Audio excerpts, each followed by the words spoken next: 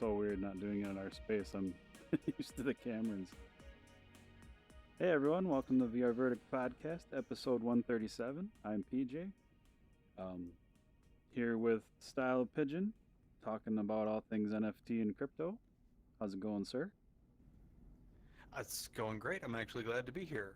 Even after all of the errors that we had that ended us up in Walkabout Mini Golf.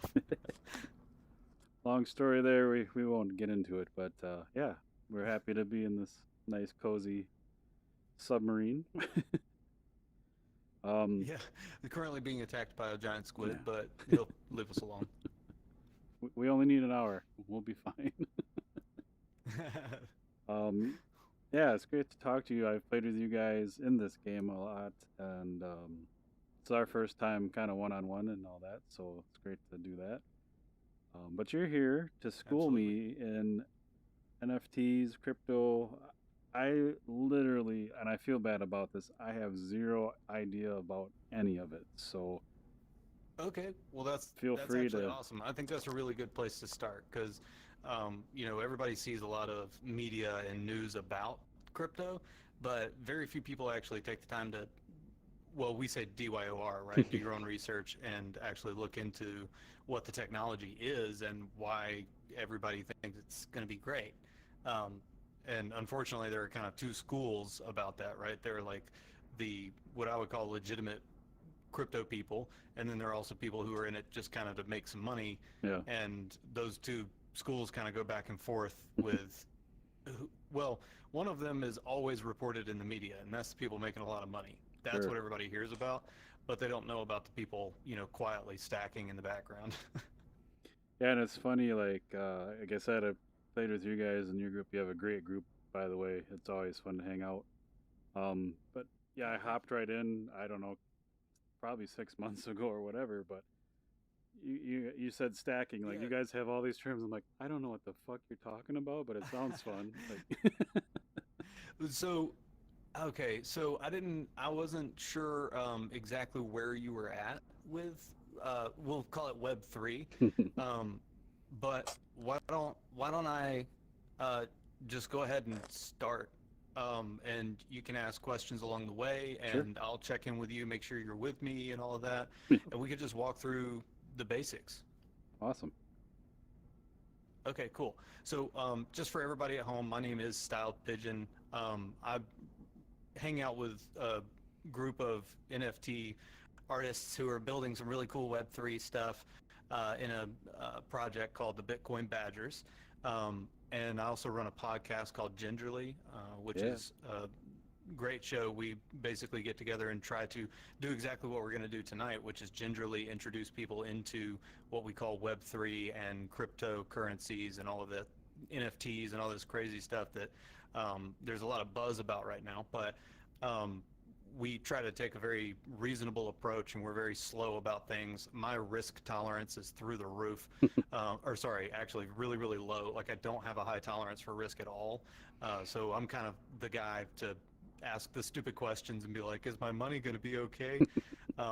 I also do art as well, so I have a couple of NFT projects, which I'm sure we'll do all that stuff in the links. So if you're interested in me after this conversation and want to check all that stuff out, then check out the links that I'm sure PJ will provide. absolutely. Um, okay, so Web 3. Do you know the difference between Web 2 and Web 1? Or vice versa, right? Web 1, Web 2. Nope, not at all. Okay, cool. So back in the day, you remember MapQuest, right? Oh yeah. You'd load up MapQuest with some directions, and every time you zoomed in or out, you'd have to refresh the screen, Yep. and it would refresh the whole web page. So that's Web 1. Then, actually, a guy named Sammy Kamkar, who was a hacker, you may remember the meme or T-shirts and stuff that they made called "Sammy is my hero." Yep. So he was actually a hacker, and he built a worm and uploaded it to MySpace. And he was just kind of playing a joke, but like less than 24 hours later, the biggest website on the internet was down, and it was his fault. So he got arrested and stuff, but that initiated the issuance of what we call Web 2, which is kind of, you don't have to do things to reload those pages, and that opens up all this functionality. And that's where we got like the blogs and Tim Ferriss and internet e-commerce and all of that stuff happened because of the establishment of Web 2. So then there's a technology that gets invented. It's called blockchain technology. It's essentially a way to keep really accurate ledgers that are really secure in a decentralized way that uses cryptography and massive amounts of computer power. So that's the blockchain, right? I kind of think of the blockchain in my head as a conceptual space where things can be stored. And those things that can be stored can also be transferred from one place there to another. So that was Bitcoin as well, by the way. So blockchain's kind of invented, and then this guy who we don't really know who he is, I'm sure you've seen his name all over the place, Satoshi Nakamoto, Mhm. and he made this very brief bit of code that we now call Bitcoin. And you should definitely read the white paper at some point. It's actually really interesting the way that he talks about it specifically, why they created this.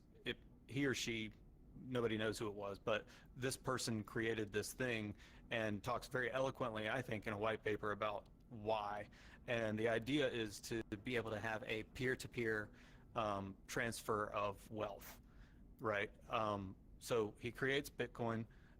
There's only ever going to be a certain number of Bitcoin. There will only ever be 21 million Bitcoins, which is important for scarcity as a currency. It's also infinitely divisible, and which means that we can divide it up as many times as we want and share it in as unequal or equal portions throughout all of humanity. Like, it can be divided as many times as you want. When we say stacking, we're actually talking about stacking up piles of something called a sat, which is like Satoshi, and those sats are, I think, might be 1/1,000,000th of a Bitcoin, or maybe it's a little larger than that. I can't remember that detail right now, but we call them sats. It's like 0.0001 Bitcoins. So you ever hear people talking about stacking? We're talking about just stacking those sats up. And a lot of the people that are into Bitcoin on the more positive side of things are really just people who believe in the technology itself and believe that one day Bitcoin will revolutionize the way that we handle finance and the way that we handle a whole bunch of other things as well. So have I completely lost you yet? Nope. The one thing I have kind of looked into was blockchain because a couple of big games coming out on the way, like they all incorporate these technologies. So I'm Hmm. like, okay, well, another kind of speaking a language I know, so let's look into it. Okay, gotcha. Still very So, basic on that side so the of things. coding the is the coding your primary craft, I guess? I do not code at all. No, I just meant like the gaming Oh, side of okay, cool. things, the gamification side of things. Okay, sweet. So Wookie, I would imagine, is more the dev Yep, voice on your podcast. yep. Okay, cool.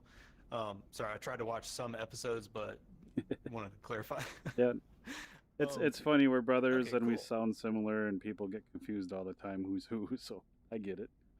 Oh, that's hilarious. Yeah, I can't imagine having to do a podcast with somebody whose voice sounded the same. That would be, yeah, the confusions would definitely be there.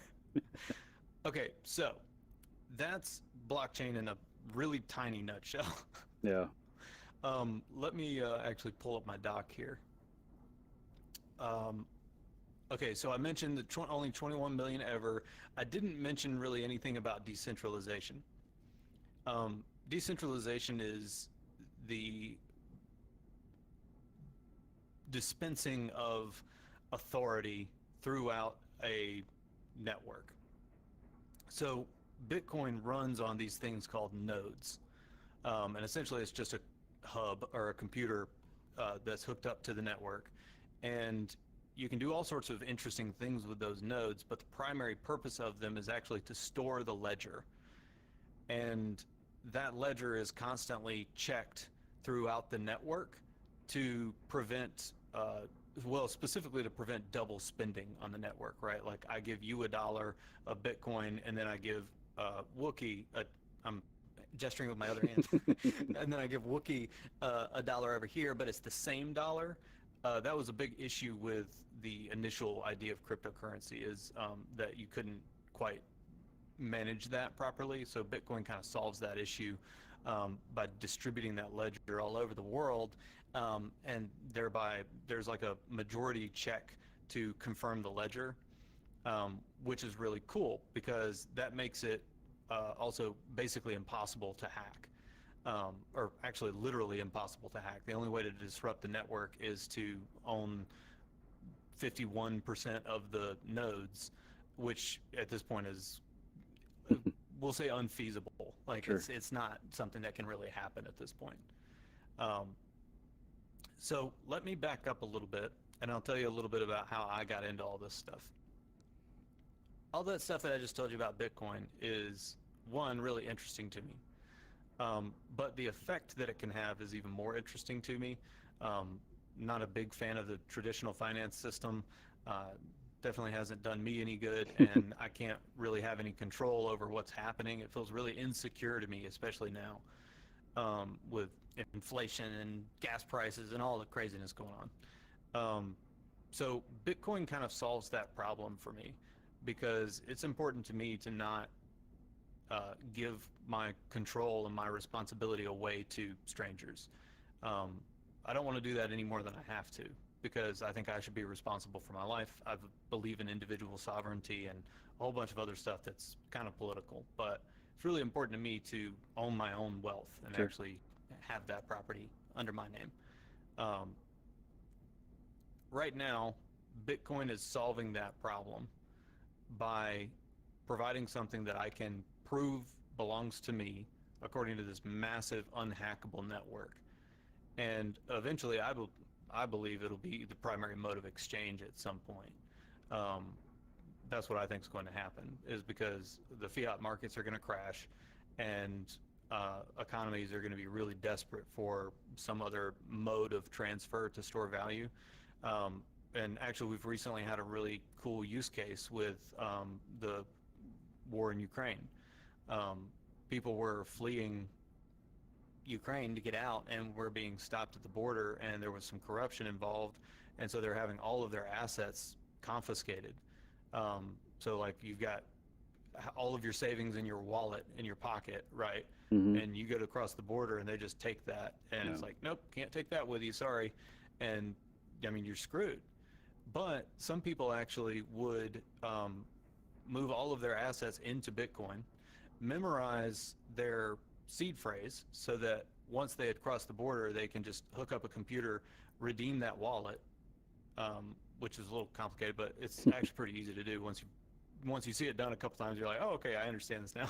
But they put in their seed phrases to reclaim all of those assets that they had stored in that wallet. They just have to redeem the wallet on the other side of the border. So there's actually some cool applications for it. Sure. Now, then comes in Ethereum. The difference between Bitcoin and Ethereum is very technical, but for those of you wanting to do some research at home, just look up the difference between proof of work and proof of stake. Bitcoin is proof of work, Ethereum is proof of stake. And to be perfectly honest, I'm actually still relatively new to the Bitcoin Web3 thing, so explaining that would be a nightmare. So I won't bother you with all those details because I wouldn't be able to give them properly. I'm getting there, but we're not there yet. So Ethereum has a really cool advantage over Bitcoin in that Ethereum can use what's called smart contracts. It's basically code that you store on the blockchain and executes from the blockchain. It's and interacts with the blockchain. That's where we get NFTs, which are non-fungible tokens. NFTs are built via smart contracts onto the blockchain itself. So eventually, I think that NFTs will have a whole bunch of really cool use cases that are very practical or pragmatic, like your deeds to your house or your car, like tickets and things when you want to go to a concert. I think a lot of that stuff is going to turn into NFTs, right? Because then you can say, come to my concert, you have to buy this NFT here or mint it, and you can redeem that as a ticket at the event, but you can also use it to go to my website, subscribe or whatever, and then you get sent a free uh, widget of whatever kind, right? Merch or whatever. Sure.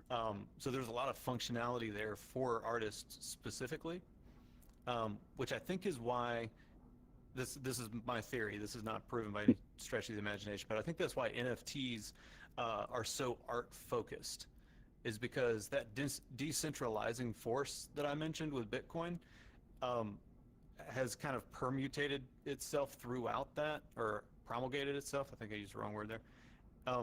And the appeal of the individual artist receiving appropriate compensation for their work is a big driver behind a lot of artists moving to NFTs. So like NFTs can be music, they can be movies, they can be photos, they can be uh, redeemable for a live painting or like a physical IRL painting. So you can do all this functionality with that, which allows the individual creator to expand their brand and actually not be taken advantage of by a large producer or somebody like that. Nice. I've So always wondered with an we track through. NFT. Sorry, I just have a question on that. So, No, please cut me off. like, you said you're into art and you kind of have your own work and stuff. So, when you make a picture, whatever you do with an NFT, and again, totally noob here, like, what Yep. exactly is that? Like, I've seen them. I think I own a couple. I don't know what to do with them. you know, like what is it? Like what do you? I know you explained there are some use cases, and I get that, but like Hmm. as just a single NFT, like say if you own a painting, like what can you do with that? So it's the name is important, right? It is a Mhm. non-fungible token. A token is just what we kind of call a piece of data that lives on the blockchain.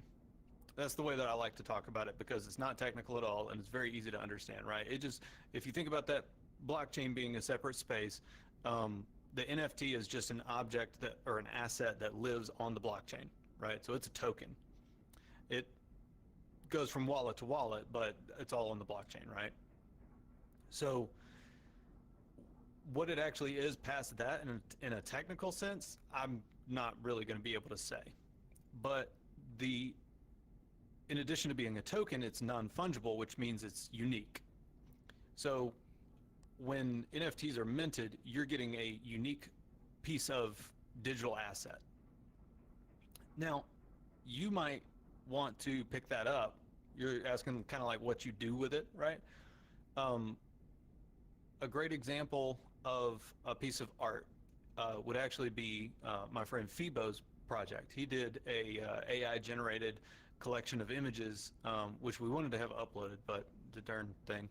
Um, he did these images of just Fibonacci spirals, and he's really cool.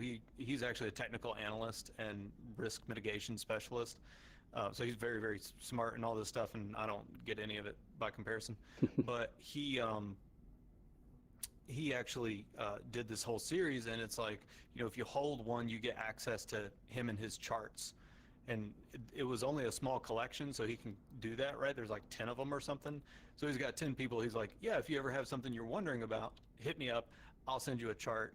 No charge. Just you hold my art, and that's awesome. So we'll do this. Now that's very, very basic. Really what happened was we were experimenting with some AI generated art.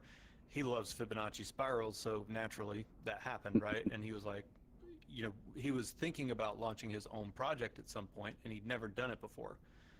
And so we were all like, look, dude, you should just go on gamma.io is the website to go to for the chain that we like, called Stacks. And so go on there, just go through the process just to go through the process. Like, even if nobody mints anything, that's fine.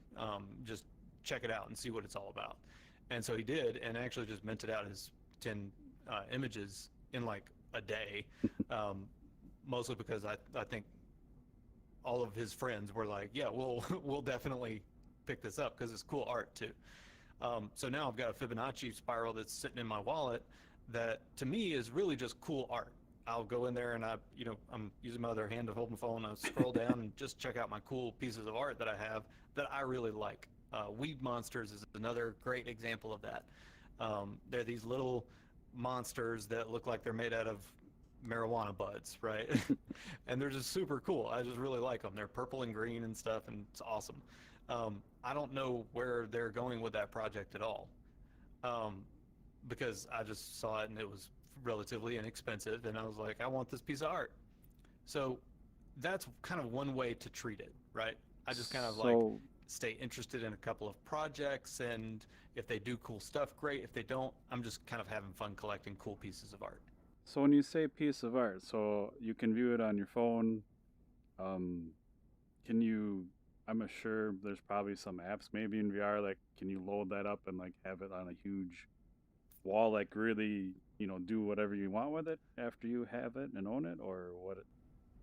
So you can actually do whatever you want to with the image, and you actually have rights to that image. Like you own the licensing to that image at that point. So if you wanted to, you could do all of those things, Okay. right? If there is actually a VR app. I'm not overly familiar with the Stacks Parrots is the name of the project. They actually have like a what would you call that? A gallery app where it'll actually just cycle through your wallet and display different NFTs that happen to be in your wallet in a what looks like an art gallery, Nice. which is actually pretty cool. Yeah. But I think you have to own one of their NFTs to access the app, which is another use case, right? Yep. Um, so let me review my document here real quick. I want to look at my notes and make sure that we're staying relatively on track because the asking about what you can do with an NFT, that is heavily limited by what has been built, right? And right now we're in a really bad bear market, and we have been for some time. So nobody's really injecting a lot of funds into Web3 companies right now, or well, they are running off of the funds that they've had for a while, and building and building and building. But there's not these like massive explosions that you would normally see in a big bull market, where all of a sudden there's a massive, 8-figure company that's dominating this space, right? 8, 9-figure company, whatever it would be. What you have is people who are dedicated to the space and building slowly over time to create really good products. And what I think is going to happen is those people, not financial advice or anything, but I think those people are going to swing back around once the bull market hits, and all of a sudden there's going to be this entire infrastructure that's been built during this bull market, or sorry, bear market. That's a little bit predictive, so I apologize for that. Let me take a step back because I dove into what you can do with NFTs and all that, but I actually have an approach for new people in my head, and I want to kind of walk through that a little bit because being new to the space, I can say as a person who's been around for a little bit that I'm incessantly overwhelmed by everything that's going on in this space. Like it is always, my Discord's always, hundreds if not thousands of notifications, and it's just too much to keep Mm. track of. And so I always hate to take somebody who's new and be like, and now you're in the NFT community. Like, good luck. Yeah. That's kind of mean in my opinion. So what I've done is, one, I limit myself to a single chain. I am only interested in projects that are built on a chain called Stacks. Stacks is really cool to me because Stacks is actually we'll call it, for the nerds out there, we'll call it a layer 1.5 chain, where they're actually building smart contracts that are, through something called proof of transfer, confirmed on the Bitcoin blockchain. So it's smart contracts, but on blockchain. Or sorry, Bitcoin. Remember earlier I said Ethereum kind of had that over Bitcoin? They Hmm. have the smart contracts, but Bitcoin doesn't. Stacks is enabling smart contracts on Bitcoin. Super cool. So I limit myself to that one chain. I only mess around with projects that are built on Stacks. So one of the projects I'm involved with, or I say involved with, I'm not actually on their team. I just am involved in everything that they do. Yeah. I'm just all the way around, or always around rather. So there's the Bitcoin Badgers. They're doing some really cool work with something right now called the Badger Board, which is going to be this thing where you can go in and if you hold either a Badger or a couple of other projects, you can come in and mint out some like checkered pieces, and it almost looks like paint. But what's going to happen is we're going to have hundreds of people do this, right? And so we all like kind of take a square, and there's like a little thing here, but then somebody pays a little more and gets to cover that up, and it's just going to kind of be a battle between these two projects. And at the end, that will be minted into its own NFT and auctioned off. Kind of a cool, fun thing to do in the bear market, and they're doing a great job with all the code and everything. They do a community call once a week to update people who are paying attention. And I'm one of those people. I love them. They're great. Another good project to check out is going to be projects like Indigo. And this is, I'm kind of walking you through these because I want you to hear the use cases, right? And these are kind of development use cases that are building the infrastructure that we talked about. So Indigo is actually building a game that is a text-based RPG with cool graphics and stuff, and kind of reminds me of an older like Pokemon-esque game, except the art's really cool. But it is kind of pixelated. It has that low or pixelated look to it, right? Pixel art, Yeah. I guess you'd call it. So your NFT that you hold for Indigo is actually your character in the game. Nice. And each of the NFTs has different traits and attributes. So you can go and level that character up in the game, playing as multiple different characters, and your experience is different with each one. So my co-host on Gingerly, John, who you know, actually has played through the game like 2 or 3 or 4 different times, just to see what all the different experiences are like, right? So that's a really cool use case where they're in your wheelhouse, so to speak. They're building this cool video game on top of blockchain Web3 technology. And I think having some of those guys on to see what they're doing would be awesome. I wish there were more people doing it in VR for you. I think once that starts happening, where these projects are like, no, we can actually just develop in VR because we all know how to do it now. Yeah. I think that's kind of the lag, is just expertise, right? Yeah. There's a few out there that are working on that, so it's kind of cool to see and exciting to learn about. So Yeah, yeah. And I apologize for rambling. I hope oh that's no no, okay. that's totally like Um, I'm here to learn, but it's really neat. Like you're saying, like okay, cool.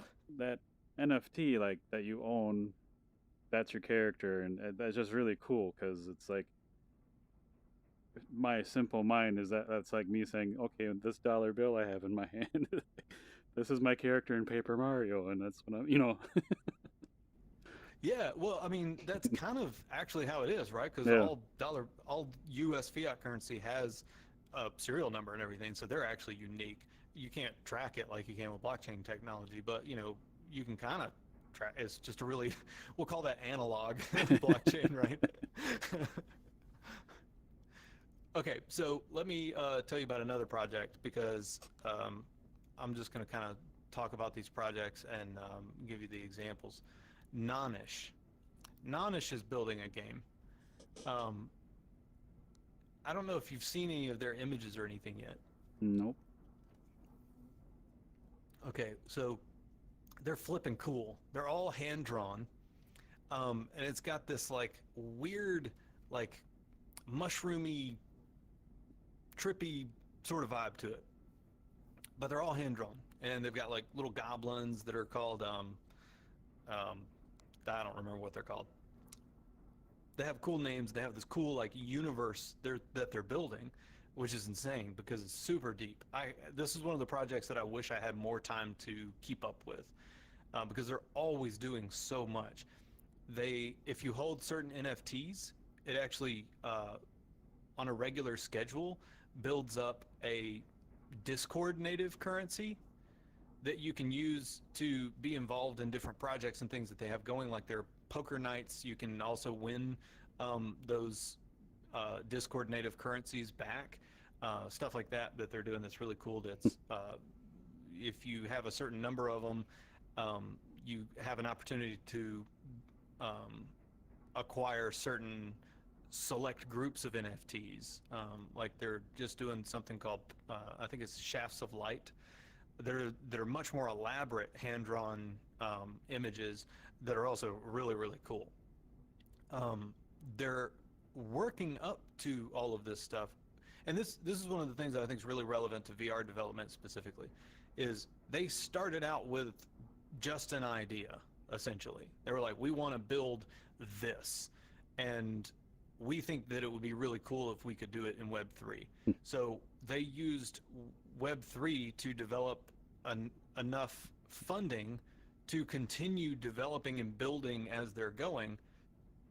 And so they do a little bit here and kind of do a mint or a launch of some art in order to help fund the next stage. But then those little bits of game are kind of incorporated as they go. They're constantly doing community management. It's very, very fun to be involved in. If you kind of like dive into the community and get to know some of the people, great way to make friends too, by the way, if you're like me and don't have any. That's been my strategy lately for socializing. So like, I know it's important, but I don't wanna.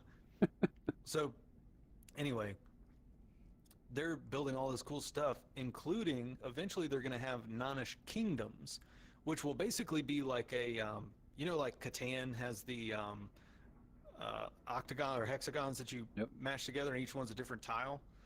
The kingdoms will be a tile, essentially, in the game that they're developing. And so they keep building on this, right? And I think this has huge amounts of utility for specifically indie developers, right? And as we kind of witness the fall of the AAA dev companies that are just these big amalgamations of different departments whose primary motive is to make money, we're actually sorry, I get a little bit soapboxy here.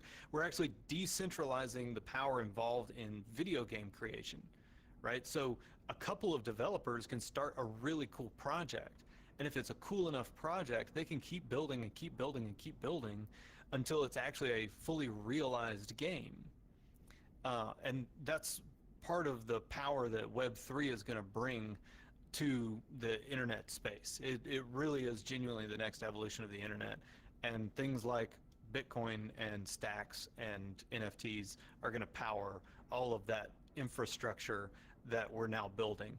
And we always say that one day, you know, everyone's going to kind of just wake up and get on the internet, and it's going to be Web3. Like, they're not really going to notice. It's just going to be Web3 now. And that's really the goal, is to make it all run so seamlessly that you don't have to do a full podcast to like onboard somebody into just being interested in it, right? Yeah. You're just going to be using it without hardly even noticing. And I think that's where it's headed. Nice. So it's real interesting how you're saying like the normal person will just kind of be integrated slowly and not even notice much just by the little changes in the background and that. Yeah. Super interesting. Well, you know, that's how Web 2 started, right? Almost nobody knows that there was a Web 1 and a Web 2. Sure. But they actually changed the infrastructure and the way that it works, you know, just like right under our noses. Yeah. So eventually that'll be how this works. But the like extra complication to that is that it's simultaneously reshaping the way that the internet works and the way that our financial markets operate. And that's why it has so much resistance, in my opinion, is well, one, adoption is difficult a lot of the time, right? Yeah. That's a huge issue. And that's actually why I got into it, is because I'm in sales, and I was watching everybody talk about Web3, and I was like, oh my gosh, these guys are all definitely engineers. Like they are very focused on code and not selling this product at all. Yeah. And so now, granted, there are some people who do some great work in Web3, that's sales and marketing, but I was looking at the overall space going, somebody needs to communicate with the people that are normal, and know how to talk to each other. So I dove in and started trying to take on that challenge, right? Is how do you package all of this information into something that's digestible and understandable? And I apologize if I didn't do a great job here tonight, Oh no, you're um, good. by just rambling along, but um, I'll admit to being a little bit flustered, in the switch up and all that. Totally So, understandable. Um, Another question I had, you kind of alluded to it in the start, was it takes a massive amount of power to mine and stuff. And can you kind of mm, go through that, like the mining and like I personally I get it, but for anyone listening that maybe doesn't, like what exactly is happening when that's mining, and when you say like, because I do know that it takes massive amounts of power, like what are the negative effects of that to to create all this and mine these um the crypto. so there is a there is an energy cost to operating the blockchain.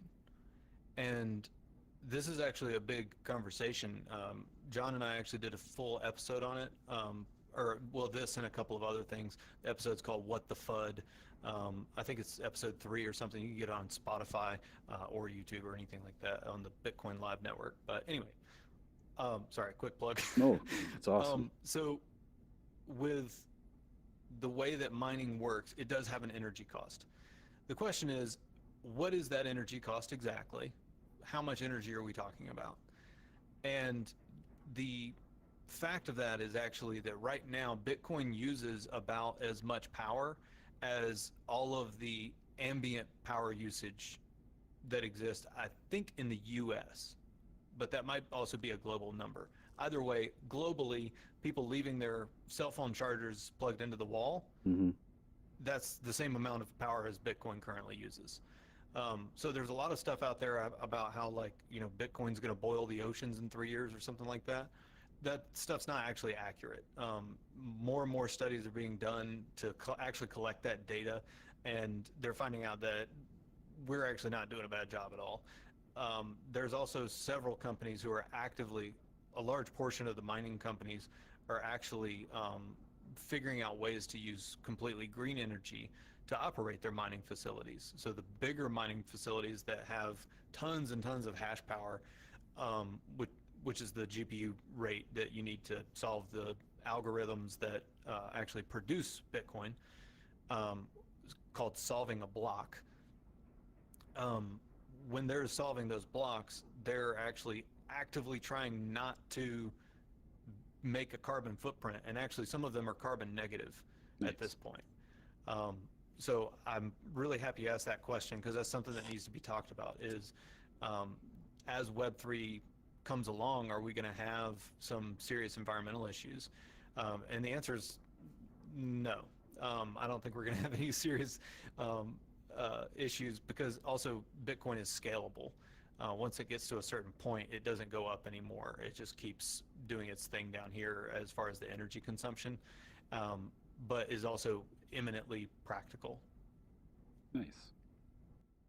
So when that mining is going on, like what exactly is happening? If, maybe you can't explain it, I don't know, because that's one thing, like Um, that's the first thing I heard about, like the first very early form of crypto, and I kind of started hearing about it, is like they're doing what? Like what the hell's going on? It's like something would see in a movie 20 years ago type of thing. yeah. Yeah, so what they're doing is basically just math. Um, a All of the Bitcoin essentially currently exists, but it's locked up inside of the blockchain. In order to unlock those blocks, and create that storage space of like that is a Bitcoin, um, they have to solve a certain amount of math, essentially. Um, this is where the term halving comes from because it takes X amount of work to create a Bitcoin via processing power. And they use GPUs. I can't explain the technicalities behind why they use GPUs and not CPUs. It has something to do with the word hash, and I don't fully understand that. Sure. Again, not an engineer. I'm just a sales guy. I am learning constantly about all this stuff, and my understanding now is way deeper than it was even a month ago, but I haven't gotten to the hash part yet. So all of these computers are doing all of this work as evidence of that blockchain or that block being created as a Bitcoin. So now that Bitcoin exists and it's confirmed on the chain by the nodes as existing. That block will always exist from here on out, assuming we don't have like a literal global apocalypse. That will always exist. So I always like to caveat that because everybody's like, I always say, well, inevitably this is going to happen, like it will come to fruition. And they're like, yeah, well, what if we get hit by an asteroid? And it's like, okay, fair enough. Like, if the planet gets destroyed, you're 100% right. No more Bitcoin. Yeah. Got it. But also no more us. So Yeah, you're not going to care about it one way or the other. Exactly. So essentially that's what they're doing is they are actually making Bitcoins via solving these math problems. Does that help or hurt Yep. or? No, I totally, that makes sense. Yeah, like I said, it just sounds like so sci-fi-ish when you're first kind of looking into it. Like they're So mining and what like about it sounds sci-fi to you? just that I bet it's the jargon that's a big problem. it's the jargon, but it's just the thought of like how can a GPU, like if you use the term mining, like they're mining digital something into a physical thing. Like that was my first thought. Like what is this? Yeah. But Yeah. So when you say they're just doing math, okay, like cool. that So makes sense. yeah, so it has to do with the term proof of work. Um, Bitcoin is created when the ledger can prove that a certain amount of work has been done, right? Mm-hmm. Um, and that makes sense the way that I said that. Yep. Yep. Okay, it felt a little bit turned inside out, but so that's what they're actually doing is they're doing the work so that the ledger can prove that that work was done and therefore the Bitcoin exists. Essentially, I'm sure there's hundreds of thousands of devs who are listening to this right now going, "Oh my God, this guy's an idiot." But I'm trying to explain it gingerly. Yep. Yeah. I have I So I have like go ahead. a better like what you're telling me is making sense. I'm still not gonna say like I understand all of it, but like at least I get the theories behind it and kind of the background of it. So that's cool. Okay, Yeah. perfect, Yep. perfect. And I think that's really the first step, right? So Sure. first, I'm trying to talk with my hands. First step in my mind in anybody's Bitcoin or crypto journey leading to NFTs, the first step is understanding that Bitcoin is not a intangible uh, fiat currency that happens to be digital. That's not what it is. What it is actually is a new type of technology that we have never had before. So when the assembly line was invented, when Henry Ford came up with the idea of specialization and applied that to manufacturing, um, he made Model T cars, right? Yep. But now we use specialization in manufacturing to make jumbo jets and Teslas and iPhones and everything else that we manufacture, right? We're still using that same conceptual principle that he came up with that allowed him to make things really small, essentially is what it did. And, of course, the machinery and everything that went along with that. So what's happening right now with Bitcoin is we're creating the infrastructure that will allow for things to be different going down the line. And that's one of the reasons that it's hard to understand, right? So once somebody sees that, if I can show you that, then it goes, oh, okay, well, that makes sense why someone will be interested in that, right? Mm-hmm. It's like VR is the future of gaming or of media and entertainment, right? It's easy to see that.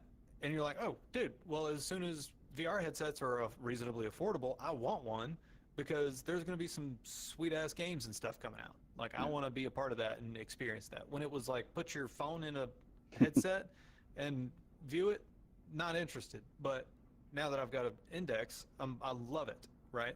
Yeah. And the same thing is going to happen at some point with Bitcoin and blockchain technology and Web3 and NFTs, et cetera. So that's kind of the first step, right? Is understanding what it is and why it's important and what its actual function is going to be. Once you understand that, then it's a matter of like jumping from topic to topic per your own interest, right? Yeah. So you say, okay, well, let's look into Web3. Well, what's a good, I do this on Twitter all the time, right? Hey, everybody, what's a good project if I'm interested in Pokemon or whatever, right? And people will be like, oh, dude, if you're into Pokemon, you should totally play Indigo, right? You should check out this project. Or you should check out Weed Monsters because they're kind of like Pokemon, right? And so then you just pick your projects that sound interesting and you start looking into them. Okay, well, let's go ahead and join their Discord, right? Who are the devs? What are they currently working on? Do they have like a regular poker night or something that I can, get involved in? And most of the devs are more than happy to talk to pretty much everybody because right now, especially on the Stacks chain, because there's just not all that many people, right? Mm-hmm. So it's not like millions and millions, it's like thousands, so you can get in there and actually talk to people, see what's going on. You have questions, you can ask people, and there's somebody in that Discord that can and will actually respond back to you because they want us to be interested in their projects, right? Yeah. So then that becomes a much more enjoyable game to play.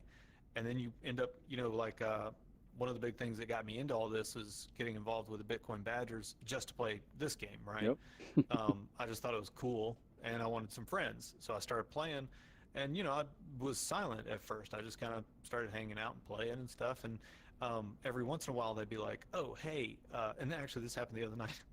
I actually spoke up the other night and was like, hey, what's going on with this specific project? Do you guys know anything about it? Is it something that I should get into or should I not worry about it? Am I too late?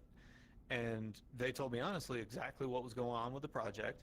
They explained that if I'm trying to make any sort of profit on those NFTs from an investment standpoint, I'm probably a little too late. And they kind of walked me through what that was and allowed me to kind of come to my own conclusions about that, which is hugely helpful. Yeah. So now I'm kind of looking out for what's going on in this project or that project. And that's the NFT space for me right now is I look for cool art, I look for cool projects and cool games and cool communities. And if you fit that category, I'll be in your Discord and listen to your announcements and stuff.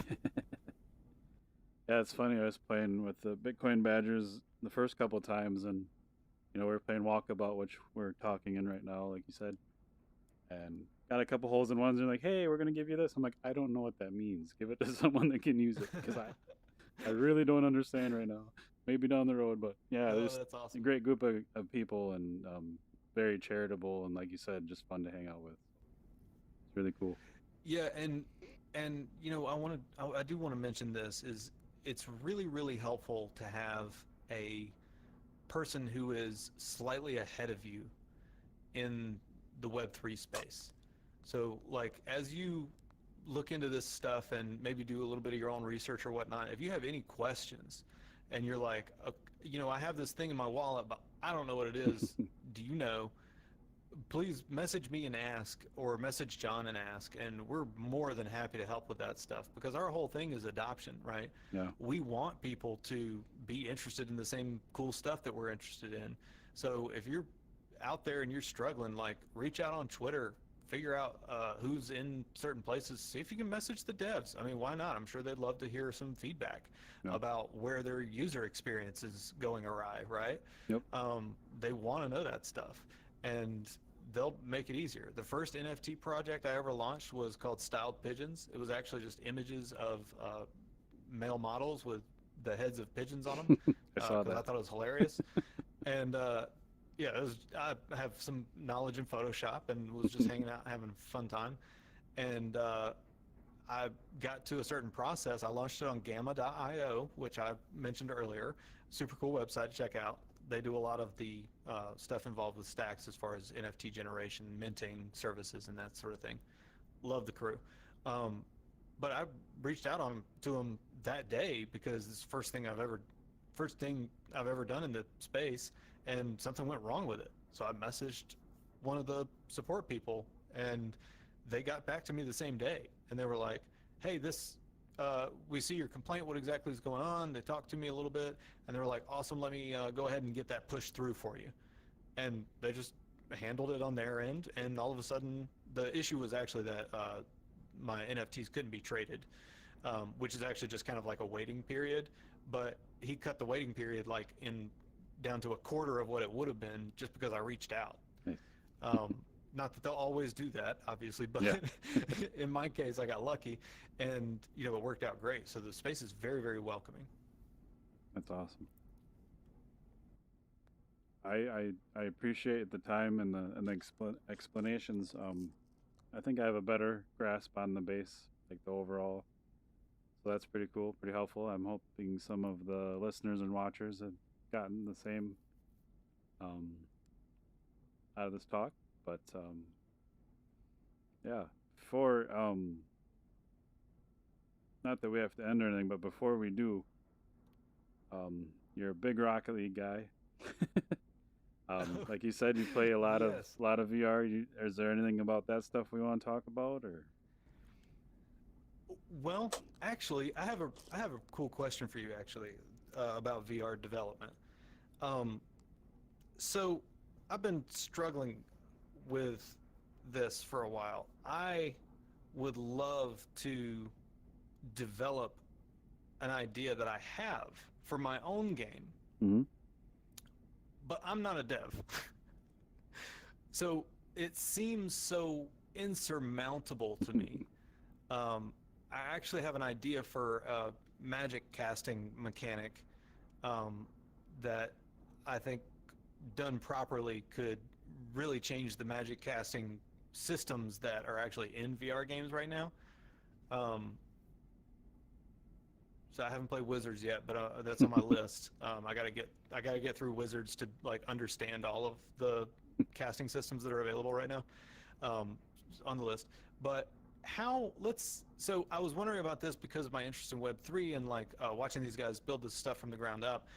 Is there an infrastructure in place in the VR development and game development community for people who are wonderful idea generators and maybe idea generator slash um, artist slash creative director to basically like not full on freelance their ideas, but just be like, hey, I have this really cool idea. I wonder if anybody would help me work on this as a hobby, just to like hang out and do some cool game development for, you know, maybe you only get to work on it like 5 to 10 hours a week, Yeah. but they're interested in the story and the universe creation and the development and everything, and they can help with that sort of thing.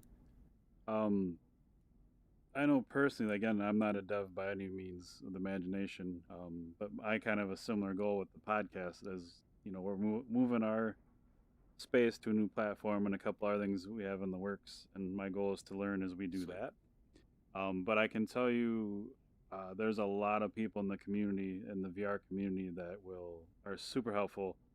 And in other spaces, you'd think like everyone sees each other as a competitor, and they're like, I'm not, fuck off, I'm not helping you with that. Like, or hey, I'm gonna Right, steal that. right. um, Or if I'm going to do work for you, I deserve to be paid inordinate amounts of money too. yeah, Like that's an yeah. issue that I'm concerned with. But Yeah, I've run into a lot of devs that they'll definitely give you some pointers, and a lot of things I hear is take a couple free classes, whether it's on Unreal or I always forget the other one, even though all the devs argue about them, but the other platform. Unity. Yes, yes, yes. Um, Yeah. and then they'll say, hey, just go play around with it, and then come back, and I'll help you out with that. Or there are some devs like myself, like I can generate ideas pretty like Hmm. crazily, and I'll give them away for free. Like, hey, I want to see this game, and I've had a few people be Right. like, I would love to make that game, like, because I just want to see it. I'm never gonna build it, but you know, Right. I can just tell you what I want to see and what I think would be fun. Um, So the VR dev community is pretty accepting of that. oh yeah, it's from my experience, yes. There's a couple discords I've seen where it's mostly just devs, but they welcome anyone, and you can just go in there. And I've seen ideas batted around like that, like hey, what would everyone think of this? And then a whole conversation blows up over like a week long period about it. Um, so Okay, cool, cool. Okay, cool. That's what's so crazy about this. So, gaming and Web3 kind of have like this beef.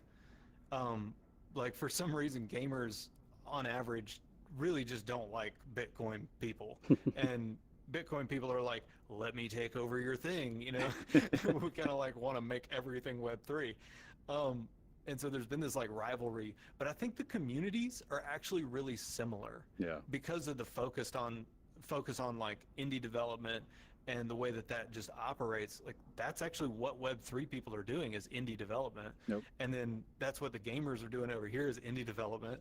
yeah, And so their communities are like mirror images of each other, but they don't interact. We need to do this kind of stuff more yeah. often. That's funny you say that because my experience again is probably not the norm. I had the complete opposite idea because all the people that are into crypto and NFTs that I've met have come from the gaming space. Um, Oh really? so yeah, that's kind of interesting. I've never seen any Yeah, that is interesting. quarrels or anything, but I'm also not in that space much anyway. Um, like the Bitcoin badges, for example, like I'm in their Discord and they graciously put up with me. I pop in when I can, and but I'm just all about gaming. I know nothing about their side of things, but they're just looking to have fun Wednesday nights, and uh, Yeah, I it's mean kind of that funny. really is what it's about is like just hanging out and having a good time, and we talk about the stuff that we're interested in. I'm sure a lot of them would love to hear your ideas for VR development and whatnot too, because I don't want to spoil anything necessarily, but I do know that they have been working on 3D assets that are badgers. So I don't know what they've got exactly coming down the pipeline that I can say necessarily, but I think they have some cool stuff coming down the pipeline. That's awesome. Yeah, yeah. It's the interlap, like you said. Like it to me, it's all the same. So that's why I've never really saw the separation. But Well, hey, maybe I haven't given the VR development crews enough of a chance yet. Maybe I should dive into some of those discords. Do yeah. you have any discords for like idea generation and that sort of stuff that you would recommend off the bat? Um, I'm trying to think. I'm part of one I could share the link to. I'd have to look at it after the show, but I've seen other Oh, gotcha. ones. Me myself in Discord, like my problem is I'm in so many Discords, Oh yeah, and I yeah, can yeah. My I'll Discord's chaos. yeah, and I'll pop in and say hello as much as I can in all of them, but it's like it's so much time, but yeah, I can shoot some links out and definitely try and keep my ears open. And I don't want to speak for anyone because they might just be saying that to humor me. Like, yeah, that would be cool, and we should do this and that. And like, they're like, yeah, he'll just go Yeah. away after a bit. But that's my experience. Is like they're all like, oh god, that would be awesome. And then there's a conversation that happens, and you know, stuff like that. So Yeah, cool. Well, I mean, I'm interested in meeting people, and I try not to like not bring any value to the situation. That's actually I actually started just streaming the Bitcoin Badgers Wednesday night golf, just like for fun. Like Yeah. I was like trying to experiment with streaming and stuff, and it was actually the Rocket League thing, right? I wanted to stream some Rocket League. Um, uh, About to move into Champ, woot. Nice. But so I decided I wanted to figure out how to stream VR too because it's an extra added layer of hardware. Hmm. And contrary to the image that I projected tonight, I normally don't struggle with that sort of stuff. Oh, I normally figure it out pretty quickly. And so I started streaming that stuff, and then next thing you know, I was like, they were like, "Well, where's Pigeon? Like, isn't he going to be in the community call?" I was like, "Oh, like I can't believe that, like missing me and stuff." So the communities are ripe for people to get involved, and if yeah. you bring value, that's super helpful. So I'll definitely do that in some of those VR discords too. I'd love to hang out and help stuff or help people and uh, put more on my plate than is necessary Yeah. on a regular basis is pretty much my strategy. Nice. And you were saying, how the two groups are similar, and that's funny because my first thought, like, I totally feel at home with while you're talking about these and explaining them because, when Wookiee's part of the show and they start talking about development stuff and triangles and all that, like, I'm just as lost as I normally am, and that's good. That's where I'm comfortable. So Nice, that's nice. pretty, Hey, it's good to do uncomfortable things. That's how you stay comfortable all the time. yeah, Get used to being uncomfortable.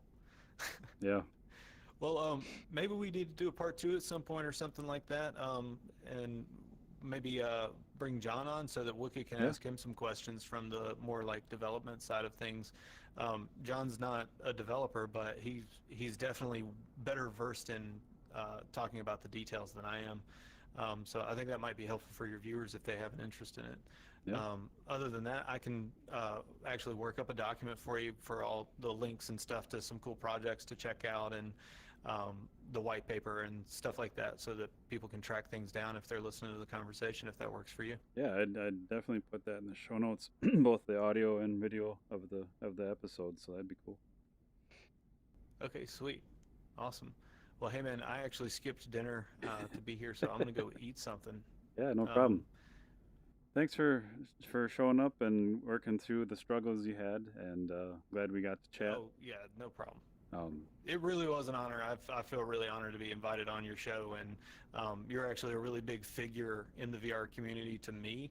Um, I don't know if you feel that or not, I do but not. I like I like your content and I like your development style approach to the whole conversation instead of the like promo style approach. I definitely prefer actually digging into the content. So Oh, thanks. thank you for doing what you do. Yeah. Um, My big thing is with yeah, developers, like I'm a gamer by far. Like I'm 40 some years old. I don't even know how old I am, but I've been playing games my entire life.